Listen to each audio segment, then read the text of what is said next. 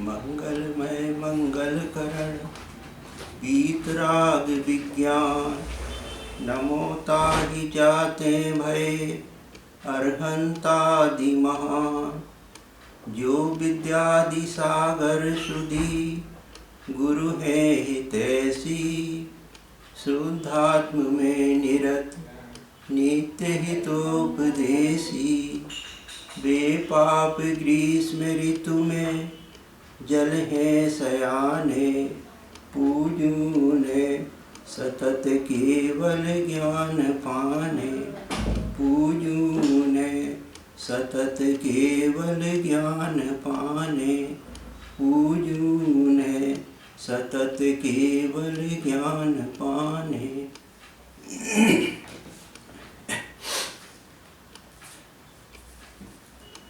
मोक्ष मार्ग के तीसरे रत्न सम्यक चारित्र की चर्चा चल रही है। कल 11 प्रतिमा रूप देश संयम एवं 28 मूल गुण रूप सकल संयम की चर्चा की थी। संयम की साधना तपस्या से होती है। जिसके द्वारा किसी वस्तु को तपाकर शुद्ध किया जाता है उसे तप कहते हैं। आचार्य उमा स्वामी महाराज ने सूत्र दिया है, इच्छा निरोधा तपा। इच्छाओं का निरोध करना तप है।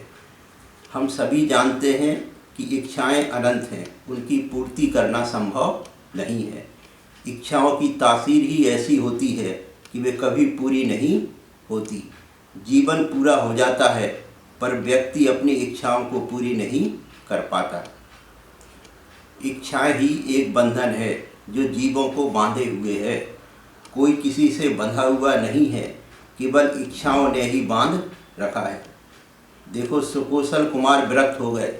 लोगों ने बहुत समझाया कि अरे अभी तुम्हारी कुमार अवस्था है, अभी तुम्हारी शादी को कुछ ही वर्ष हुए हैं, तुम्हारी पत्नी के गर्भ है, पहले बच्चे को उत्पन्न हो जाने दो, बच्चे को रात तिलक कर जाओ, दुनिया को बता जाओ कि यह राजा है। लेकिन सुकोसल को बंधन में बंधने की इच्छा नहीं थी, तो उनको कोई बंधन नहीं था। उन्होंने पिंड छुड़ाने के लिए कह दिया, जो बच्चा गर्भ में है वो वहीं तिलक कर देता हूँ, वहीं उसे राजा बनाए देता हूँ। गृहस्थी में क्या बंधन है? अरे नहीं, गृहस्थी में बंधन कहाँ है? केवल इच्छाओं के कारण ही फंसे हुए हैं। हमें तो बाल बच्चों की फिक्र है, घर द्वार और कुटुंब परिवार की फिक्र है, इसी में हम फंसे हुए हैं। हम तो स्वतंत्र हैं पर बाल बच्चों में मोह होने से फंस गए। क्या उम्मीद है कि हम इन बंधनों से कभी निकल पाएंगे? जो जो व्यवस्था हम सोचे हुए हैं, क्या इनको पूरा करके विश्राम कर लेंगे? देखो, मेढकों को कोई तौल सकता है क्या? 2 को चढ़ाओगे तो 4 और उछल जाएंगे, वे तौले नहीं जा सकते। इसी प्रकार क्या अपने परिग्रह में रहकर अपनी व्यवस्था बना सकते हो? कितनी ही व्यवस्था बन जाएगी तो फिर कोई ना कोई नई बात खड़ी हो जाएगी। बिना संयम को धारण किए कोई सुखी नहीं हो सकता। एक बार एक मुनिराज श्रावक के घर में आहार के लिए गए। आहार करके लौट रहे थे तो घर के दरवाजे पर एक बच्चा कोयले जैसे पत्थर से खेल रहा था। मुनिराज पूर्वावस्था में गृहस्थाश्रम में थे, तब जौहरी थे। उन्होंने देखते ही कहा, यह तो बड़ा भारी हीरा है। घर का मालिक बड़ा खुश हो गया। उसने उठा के देखा, ये तो बड़ा वजनी है। महाराज ने कहा, ये हीरा तो है लेकिन अभी तो निरा पत्थर है, ये तराशने पर घिसने पर ही हीरा बनेगा। इसी प्रकार यह संसारी आत्मा जब संयम तप के मार्ग पर चलकर समस्त कर्मों को नष्ट कर देता है, तब शुद्ध हो जाता है और परमात्मा बन जाता है। जीव को जितना भी क्लेश है वह सब अज्ञान का फल है। जीव की बर्बादी की मूल निशानी यह है कि इसका चित्त किसी इंद्रिय विषय में जा रहा है या अपनी नामवरी के सोचने में जा रहा है। यदि इंद्रिय विषयों में मन जा रहा है तो समझना निरंतर बर्बादी की बात चल रही है। यदि कष्टों से छुटकारा पाना है तो विषय कषायों को छोड़कर संयम को धारण करो। विचार करो, हम कितनी कुर्बानियों से निकलकर आज इस श्रेष्ठ मनुष्य पर्याय में आए हैं, और यदि मनुष्य पर्याय में आकर यहाँ भी विषय कषायों में ही जीवन गंवा दिया, संयम धारण नहीं किया तो पुनः 84 लाख योनियों में भटकना पड़ेगा। आचार्य समझाते हैं, तुझे 84 लाख योनि के चक्कर से बाहर निकलने का अभूतपूर्व अवसर हाथ आया है, इसलिए अब अज्ञान से प्रमादी होकर समय गंवाएगा तो हे जीव, तू अंधे मनुष्य के समान इस अमूल अवसर को चूक जाएगा। एक अंधे मनुष्य को शिवनगर जाना था तो वहाँ प्रवेश करने का केवल एक ही दरवाज़ा था। किसी दयालु ने उसका हाथ दीवार से लगवा दिया, कहा इस दीवार को पकड़ते पकड़ते चले जाओ और जब दरवाज़ा आए तो बाहर निकल जाना। वह दीवार को पकड़कर चलता गया, लेकिन बीच में कहीं पानी पीने रुकता, कहीं कुछ करने रुकता। जैसे ही दीवार आया तो अपना सिर खुजाने लगा, जब दरवाज़ा आया तो अपना सिर खुजाने लगा और दरवाज़ा बाहर निकल गया। इस प्रकार शिवनगर में प्रवेश करने का अवसर चूक कर फिर से भटक गया। उसी प्रकार हे जीव, इस 84 के चक्कर में तुझे मनुष्य पर्याय जैसे तैसे मिली है।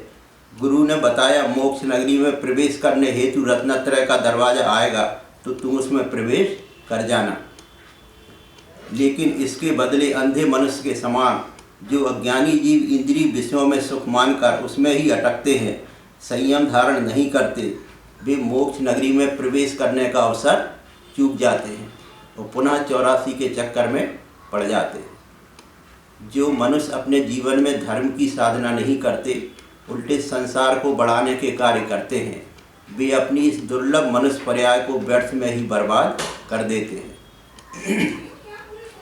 एक व्यापारी बहुत धनवान था। वह अपने व्यापार को बढ़ाने के लिए सराफा बाजार में बहुत अच्छी दुकान खोलता है, अच्छा फर्नीचर लगाता है, सोना चांदी रत्न आदि खरीद कर लाता है और सब तिजोरियों में बंद करके रख देता है। उसके बाद कोयला खरीद कर लाता है और कोयले का व्यापार करना शुरू कर देता है। इस प्रकार जो शराबी की दुकान खोलकर हीरे मोती का व्यापार न करके कोयला बेचने का व्यापार करे, उसे मूर्ख और पागल नहीं कहेंगे तो और क्या कहेंगे। ठीक इसी प्रकार की स्थिति मनुष्य की है, जो अपनी इस दुर्लभ मनुष्य पर्याय में सम्यक दर्शन, सम्यक ज्ञान, सम्यक चारित्र आदि रत्नों को प्राप्त करने में नहीं लगाता, उल्टा विषय कषाय रूपी कोयला के व्यापार करने में लगाता है और धीरे धीरे अपनी इस दुर्लभ मनुष्य पर्याय को व्यर्थ में ही खो देता है। मनुष्य के सामने शराब और सरवर दोनों पदार्थ रखे हैं। मनुष्य अपनी इच्छानुसार दोनों में से किसी एक को पी सकता है। पीने से पहले उसकी स्वतंत्रता है, किंतु पी लेने के बाद उसकी इच्छा में कुछ भी परिवर्तन नहीं हो सकता। यदि शराब पी ली तो मनुष्य को ना चाहते हुए भी नशा अवश्य आएगा और शराब का असर उसे भुगतना ही होगा। इसी तरह जीव स्वतंत्र है, वह चाहे संयम तप के मार्ग को अपना ले और चाहे तो विषय भोगों के मार्ग को अपना ले, पर विषय भोगों के मार्ग पर चलने के बाद उसे नियम से चतुर्गति के दुख भोगने ही पड़ेंगे। जीवन में तप का बहुत महत्व है। व्यक्ति तप के माध्यम से अपनी इच्छाओं पर विजय प्राप्त कर लेता है। यदि वास्तव में सुखी होना चाहते हो तो इन इच्छाओं को करना छोड़ दो। हम सोचते हैं कि बस हमारी यह इच्छा पूरी हो जाए तो मुझे शांति मिलेगी, पर ध्यान रखना इस इच्छा का पेट इतना बड़ा है जिसे आज तक कोई भी नहीं भर सका। एक बार की बात है, एक मुनिराज जंगल में ध्यान लगा रहे थे। एक सेठ जी के यहाँ लड़के की शादी थी तो उन्होंने ज्योनार की थी। वे महाराज के पास भी पहुँचे, महाराज आप भी मेरे यहाँ भोजन करने आया। महाराज ने कहा मेरी विधि इस तरह से निमंत्रण से भोजन करने की नहीं है। उन्होंने एक पास में लड़की थी, कहा इस छोटी लड़की को ले जाओ, इसका नाम इच्छा है, इसे भोजन करा दो। सेठ ने लड़की से कहा तो मेरे साथ चलो। वह बोली मेरा नाम इच्छा है, यदि तुम मेरा पेट भर सके ना भर सके तो मैं फिर तुम्हें खा जाऊंगी। सेठ ने सोचा छोटी सी लड़की है, ये कितना खाएगी। जाके उसे भोजन करने बिठाला, लेकिन उसने 500 लोगों का बना हुआ भोजन पूरा कर लिया, लेकिन उसकी भूख नहीं मिटी। सेठ ने कहा घर में जितनी सामग्री रखी है सारी की सारी इसे बनाकर खिलाओ, नहीं तो ये मुझे खा जाएगी। सारी सामग्री बना दी, लेकिन फिर भी उसका पेट नहीं भरा। अब लड़की सेठ के पीछे भागी। सेठ भागा भागते भागते जो है वो महाराज के पास पहुंचा।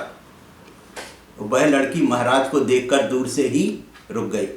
महाराज बोले, यदि तुम सुखी रहना चाहते हो तो अपनी इच्छाओं को घटाओ। देखो, तुम इस इच्छा के कारण ही व्यर्थ में परेशान हो रहे हो। तुम सोच रहे थे कि इसे एक व्यक्ति का भोजन करके शांत कर दूंगा, कराकर शांत कर दूंगा। इसी प्रकार प्रत्येक मानव सोचता है, बस मेरी यह इच्छा पूरी हो जाए तो मुझे शांति मिलेगी। लेकिन यह इच्छा कभी शांत नहीं होती। इसलिए तुम अपना कल्याण करना चाहते हो तो इच्छा निरोध रूपी तप करके इन इच्छाओं को घटाते घटाते समाप्त कर दो, तो तुम्हें धीरे धीरे शांति मिल जाएगी और पूर्ण इच्छाओं के समाप्त होते ही मोक्ष की प्राप्ति होगी, जहाँ पूर्ण निराकुल अनंत सुख मिलेगा। इच्छाओं के कारण ही राग द्वेष होता है। यदि इच्छाएं घटना शुरू हो गई तो समझो कि मोक्ष का मार्ग मिल गया। एक उर्दू कवि ने लिखा है, इच्छाओं आकांक्षाओं के पेड़ की जड़ को काटकर फेंक देना चाहिए, क्योंकि इस पेड़ में ना कभी फूल लगे ना फल आया। इच्छाएं अनंत हैं जिसकी पूर्ति संभव नहीं है। तप इन इच्छाओं पर नियंत्रण करने में सहायक है। इच्छा निरोध रूपी तपाग्नि में जब यह आत्मा तपता है तब अपने मोह राग द्वेष रूप या क्रोध मान माया लोभ रूप समस्त विकारों को तज देता है और यह मलिन आत्मा एक दिन परमात्मा शुद्ध आत्मा बन जाती है। जैसे चकले पर बेलन से बेली गई रोटी को अग्नि पर सेंकते हैं तो फूलकर उसके दो भाग हो जाते हैं। इसी प्रकार अंसनादि बाह्य तप और प्राश्चित आदि अंतरंग तप रूपी आचरण के सेंक से आत्मा और शरीर भिन्न भिन्न हो जाते हैं। तब दो प्रकार के होते हैं, अंतरंग तप और बाह्य तप। बाह्य तप 6 प्रकार के हैं। अनशन, अनशन का अर्थ है उपवास। 4 प्रकार के आहार, खाद्य स्वाद लेह और पेय, इनका परित्याग करना। जहाँ भोजन के साथ विषय कषाय का भी त्याग हो उसे उपवास कहते हैं। दूसरा अवमोदर, भूख से कम खाने का नाम अवमोदर है। कम खाने से प्रमाद नहीं रहता, स्वास्थ्य ठीक रहता है, निद्रा नहीं आती, ध्यान में मन लगता है। मुनिराज अपने उदर को 4 भागों में बांट लेते हैं। उसके 2 भाग को वो अन्न से, 1 भाग को जल से पूर्ण करते हैं और 1 भाग खाली रखते हैं। वृत्ति परिसंख्यान तप, भोजन को जाते समय साधुजन कठिन कठिन विधि लेकर निकलते हैं। यदि ऐसी विधि मिलेगी तो आहार करेंगे, अन्यथा निराहार ही वापस आ जाएंगे। चौथा रस परित्याग, 6 रसों में से 1, 2 अथवा सभी का परित्याग करना रस परित्याग तप है। विविक्त शय्यासन, प्रमाद रहित होकर एकांत स्थान में सोना बैठना, क्योंकि मनुष्यों से संबंध रहेगा तो वहाँ वाक व्यवहार से स्नेह बढ़ेगा। स्नेह का बंधन ही दुख देता है। इस तप से राग द्वेष के साधन नहीं रहते, मन शांत रहता है। 6वां काय क्लेश तप, गर्मी सर्दी वर्षा के स्थान में ध्यान करना, अनेक प्रकार के कष्ट सहते हुए समता परिणाम रखना सो काय क्लेश तप है। इन बाह्य तपों का आचरण करने से मन भोगों से हट जाता है, मन इधर उधर नहीं जाता।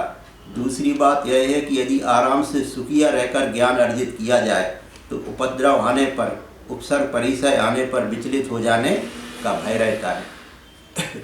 बाह्य तप के समान अंतरंग तप भी 6 प्रकार के होते हैं।